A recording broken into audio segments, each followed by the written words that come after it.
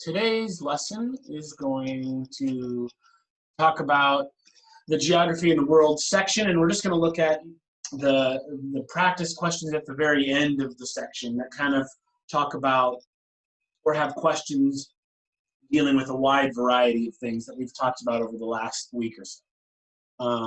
And some of them may be totally new topics.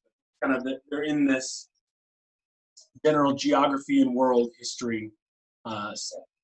And we won't do all the questions, but I'll just kind of pick and choose. So let's skip number one. Number one is a little bit easy. So let's look at number two. It's a little bit more complicated. And some of these questions have quite a bit of reading, but I'm going to try to skip some of them. I don't want to just read a ton of questions to you. So let's kind of see how it goes. So number two says the mechanization of the textile industry, the invention of the steam engine, and the development of the coal and iron industries contributed to Great Britain's lead in the Industrial Revolution. However, after 1850, other nations began to challenge Great Britain's lead. Belgium, France, and Germany all industrialized quickly. By 1900, natural resources and railroad building helped make the United States the leading industrial nation.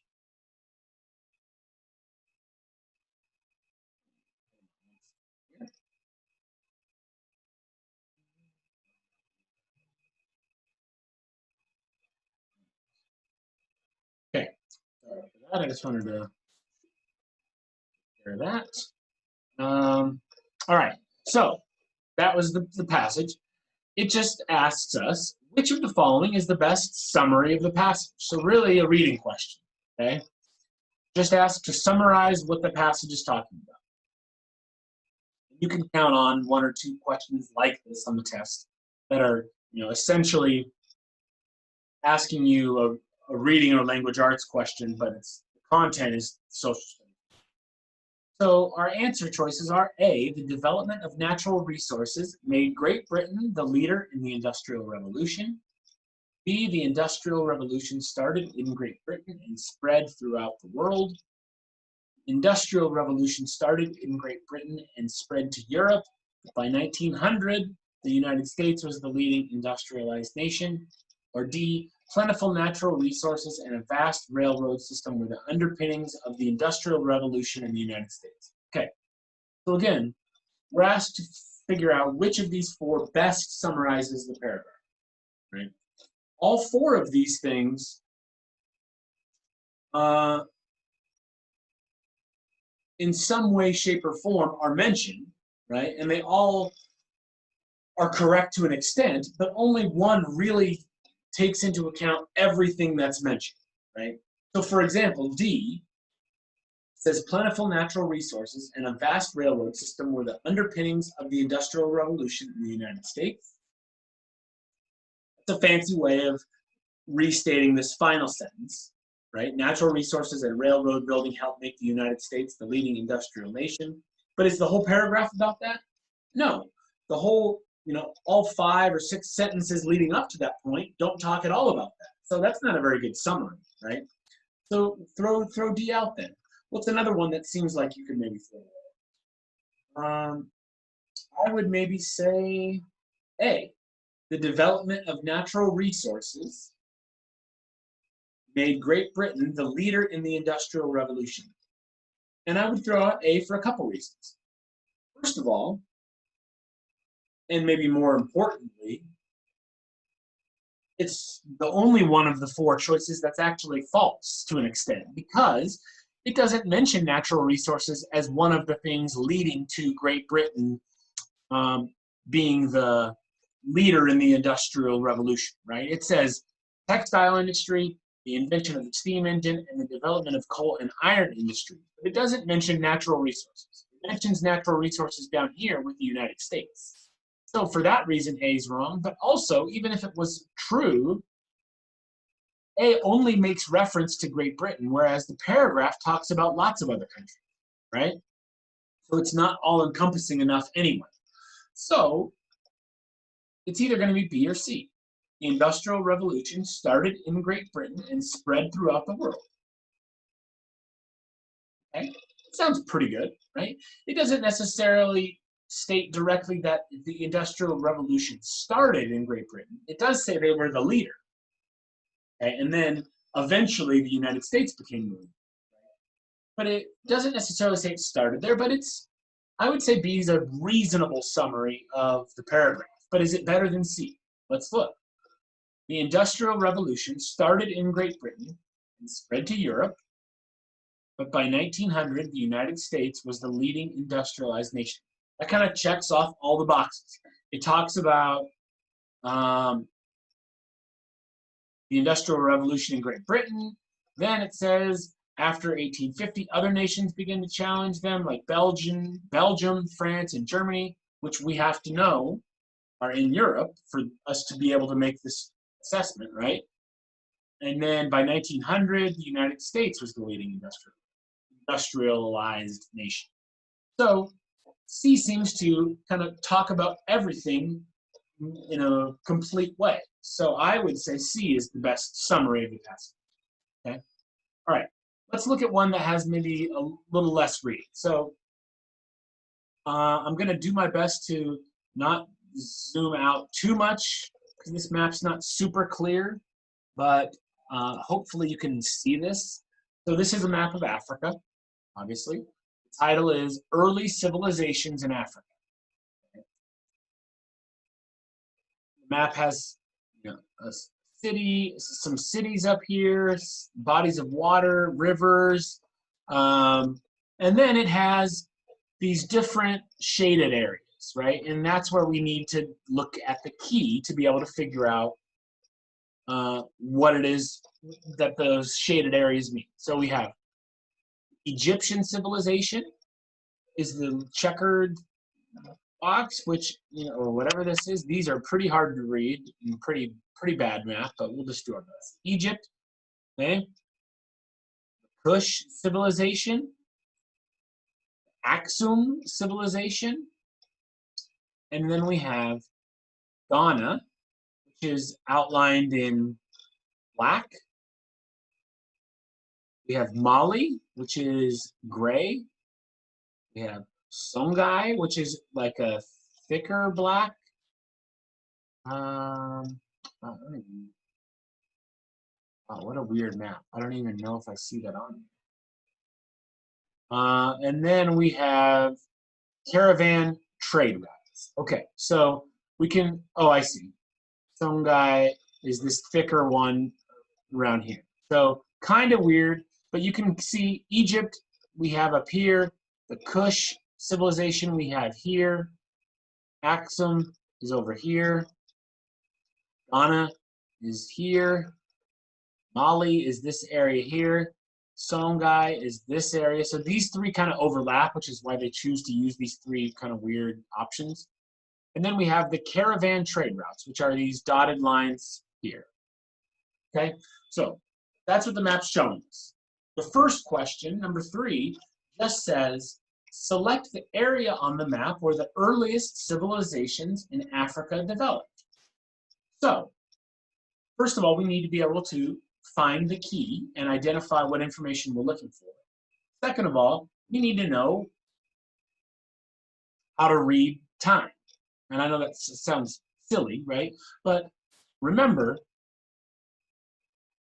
we have year 0, and we have BC or BCE, sometimes it's referred to, and AD, and sometimes ACE, you might see it referred to. But the point being, we're in the year 2020, and if we rewind back 2020 years, we end up at year 0, and then prior to that, we have time kind of elapsing in a negative direction away from 0 that we refer to BC, as BC, right, or BCE.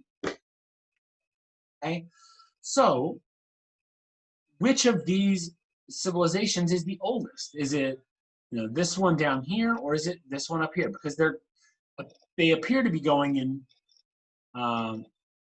chronological order, but which way is old and which way is new? Remember, AD 1600 is very new. That's only 400 years ago. 3000 BC is very old. That's 5,000 years ago, right? So the oldest is up here.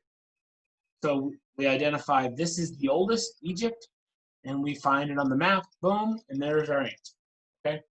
Let's look at number 4 because it's a little bit, like usual, a little more difficult question. Okay. Now, again, hopefully I'm not zoomed out too much and you can kind of make out the map. If not, I'll do the best I can. So number 4 says, which of the following statements is supported by information on the map? Which of these statements, based on the map, seems to be true? That's all we're looking for. Over 800 years, several civilizations succeeded one another in Western Africa. So over 800 years, several civilizations succeeded one another in Western Africa. Okay, so as I'm reading these, I'm going to keep that one around. I'm not going to do the math on that yet, but I know that there are at least 3 that they mentioned, 3 civilizations in Western Africa. Okay, and I'm going to leave it at that, and I'll come back to it and see if I feel like that's the best. B, the kingdom of Mali dominated Western Africa for more than 500 years. Okay, so I might glance up at the key real quickly and check out the years on Mali. And Mali was a civilization from 1200 AD to 1450 AD, which would be 250 years. 250 more than 500? No, so B is not right. Okay, C, Timbuktu was an important center of learning in Songhai. So I can find Timbuktu. Timbuktu's right there. It is in the civilization, the Songhai civilization, but based on the information in the map, do we know anything about Timbuktu other than where it is? No, so don't assume that we do, right? You don't know it was an important center of learning because it doesn't tell us. It might be, it very likely was, but we don't have that information, so we can't say C is true. And then lastly, D, gold and salt were transported along trade routes in Western Africa. Okay, we know there were caravan trade routes in Western Africa. You know that. But similar to C, we don't know what was transported. Gold and salt could have been transported, but there isn't anything on here that tells us the kinds of things that were transported. It just shows us where the caravan trade routes were. So we don't have enough information to say that D is true. And so even without doing the math and going back and looking at these 3 civilizations and seeing if A is true, right? We can, and in hindsight now, we can tell that it is true, but A ends up being the best answer, right? Over 800 years, several civilizations succeeded one another, or succeeded, not succeeded, succeeded one another in Western Africa. All right, let's see what kind of other questions we can find. These are good to go over because they are, and this is a tough timeline to read. I almost don't know if I want to do these because it's so squinty. Let me see here. Let's come back to these because I just feel like that might be too hard to read. So if we have time, we can do it. Let's skip down and do.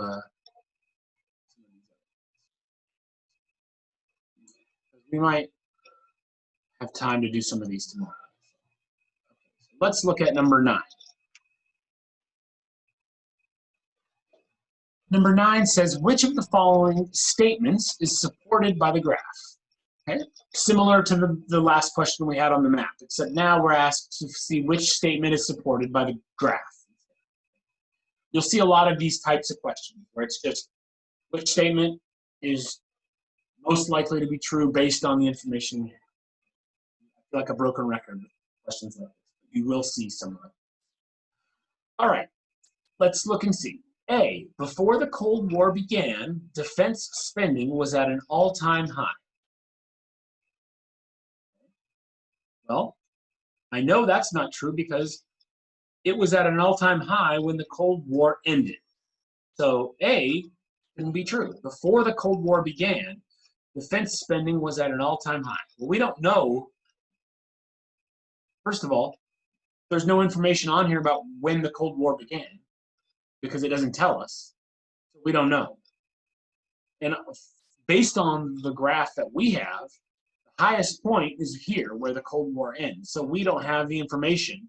And it doesn't seem likely that A would be true to begin with, but we don't know even if it were to be true. So A is wrong. B, defense spending remained steady throughout the Cold War. And when something remains steady, what does that look like on a graph? Right? Flat. If this graph was just a horizontal line, then B would be true, but it goes up, up, up, up, up, and then down. That's not steady, that's changing, right? So B isn't right. C, defense spending declined steadily during the period 1976 to 1990. Declined steadily. Did defense spending decline between here and here? Not if you know what the word decline means, right? Decline means to go down. This is going up, so C is wrong. So without even reading it, I know D is going to be right. But let's make sure we're on the same page. After the Cold War ended, defense spending began to fall. War ends, defense spending goes down. There we go. Simple as that. All right. Let's, I think I see the questions we're going to do. Let's do 11 and 12, and then we're going to skip to the end, and we'll do 15 and 16. Then we'll leave the other questions for tomorrow. Okay. So here's the first question. The paragraph talks about desertification. Desertification is the spread of deserts, is usually caused in part by human activity. Agricultural practices such as clearing trees and brush, depleting the soil through plowing and planting, overgrazing and irrigation, all contribute to the sterilization and erosion of the land. A period of drought is often enough to tip the balance towards a desert ecosystem. So, as just a tangent, the deserts in our world are one of the few ecosystems that are growing, right? They're becoming bigger and bigger and bigger, and it's partly because of this, right? For example, in the 1930s, excessive plowing, overgrazing, and well digging left the American Great Plains vulnerable to desertification. A lengthy drought led to conditions so severe the topsoil was blown away, creating what is known as the Dust Bowl. Formerly valuable farmland became almost worthless in a period of years. The area was spared permanent desertification only because normal rainfall eventually resumed. In other words, if the drought had gone on long enough, the Great Plains of the United States could have turned into a giant desert. That didn't happen. Okay, so which of the following was the most likely result of the Dust Bowl? So paragraph 1 talks about desertification in general. Paragraph 2 talks about the Dust Bowl. So let's read our options. Which of the following was the most likely result of the Dust Bowl? A, the Great Depression of the 1930s, an economic downturn. B, the migration of thousands of farm families to other regions. C, the permanent cessation of agriculture in the Great Plains. That means ceasing to exist or to the end of. Or D, restoration of the Great Plains ecosystem as it was before agriculture. Okay. So the easy ones to throw away would be C and D. C, the permanent cessation of agriculture in the Great Plains. Okay, we know there's still farming going on in the Midwest, so that's not true. No, the Dust Bowl didn't lead to that. Restoration of the Great Plains ecosystem as it was before agriculture. That doesn't seem likely also for a similar reason, right? Because we know that that ecosystem is still being used for farming today. So that doesn't make sense either. So is it A or is it B? The Great Depression of the 1930s or the migration of thousands of farm families to other regions? Okay, so we know it mentions the 1930s. It says in the 1930s, this thing led to the Dust Bowl. Can we assume the Dust Bowl caused the Great Depression, or that the Great Depression was a result of the Dust Bowl? The two are closely related.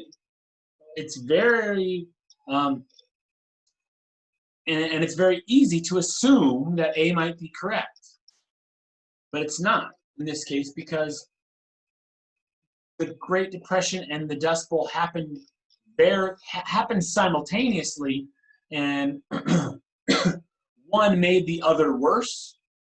But saying that the Dust Bowl caused the Great Depression or that the Great Depression was a result of the Dust Bowl is trying to connect dots that we can't connect. Whereas B is the most likely answer, right? Migration of thousands of farm families to other regions. That makes sense. The Dust Bowl happens, farmland is ruined.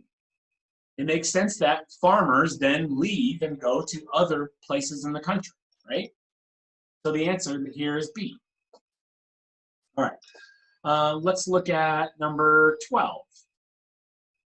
And I won't scroll up because I can see this question isn't even going to need, we're not going to need this, right? This just says, which of the following is an example of desertification? And remember, desertification is simply the spread of deserts, right? So let's look and see which of these would be an example of deserts spread. A, the shrinking of the Greenland ice sheet. Does that have to do with deserts? No. The shifting sandbars along the coast of Lake Michigan. Talks about sand. Doesn't really talk about deserts. We don't, right? Doesn't seem likely, but okay, let's leave it. C, the extension of grazing onto land that is part of the national forest system. Talking about forests. It does talk about grazing. That's kind of a stretch, right? So maybe I don't throw that one out either, but I don't really like B and I don't really like C. D, the spread of the Sahara into the grazing land on its southern border. So it doesn't say Sahara Desert, but hopefully, of all the deserts in the world, hopefully the one we recognize the name of is the Sahara, right? The biggest desert in the world in North Africa. So the spread of the Sahara Desert into the grazing land on its southern border, that would be the right answer. But again, it doesn't say desert, so we have to know that the Sahara is a desert. And if you don't, then you're going to be left guessing. But just based on the fact that we know A is wrong and B and C don't sound great, chances are pretty good that you would guess D anyway, even if you didn't know what the Sahara was. Okay, we got time for these last two? Let's look at these last two very quickly. And these are kind of silly questions.